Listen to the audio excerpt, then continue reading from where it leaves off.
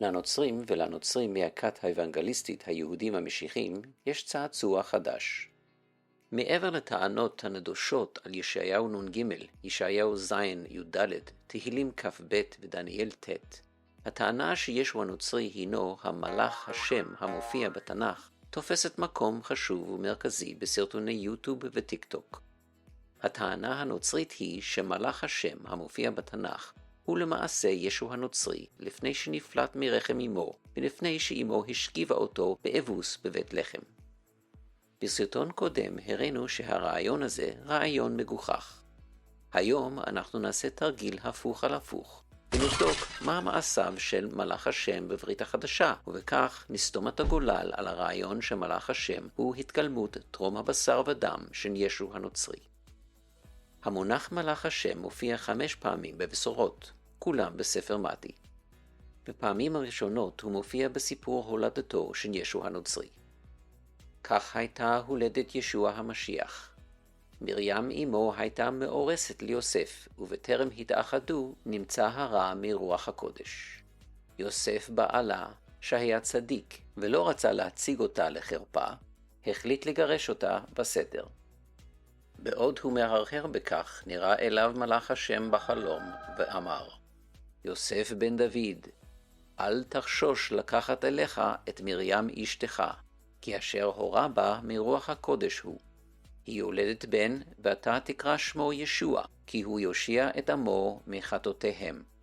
כל זה אירע כדי שיתקיים מה שדיבר אדוני בפי הנביא. הנה העלמה הרע ויולדת בן, וקראו שמו עמנואל, אשר פירושו האל עמנו. לאחר מכן הקיץ יוסף משנתו, ועשה כפי שציווהו מלאך השם. הוא לקח אליו את אשתו מבלי שידע אותה, עד אשר ילדה בן, וקרא את שמו ישוע.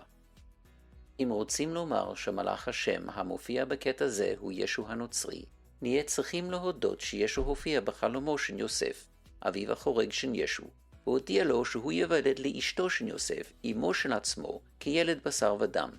ניחא, אפשר לקבל את זה כטענה, אבל מה שקורה בפרק הבא לא כל כך מסתדר.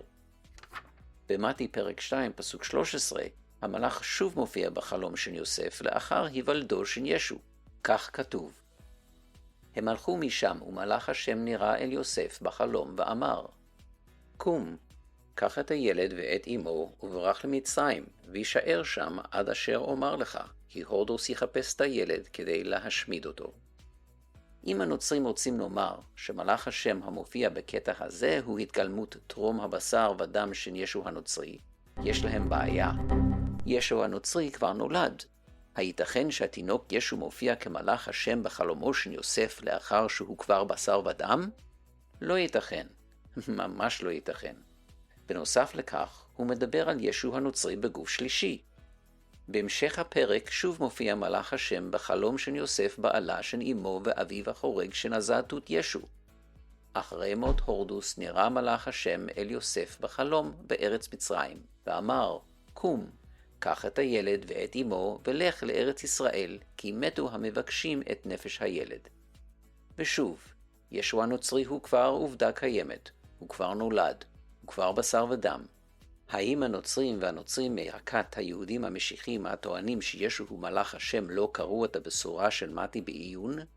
לא ייתכן שישו הנוצרי הוא התגלמות טרום הבשר ודם של ישו הנוצרי, אם ישו הנוצרי כבר בשר ודם.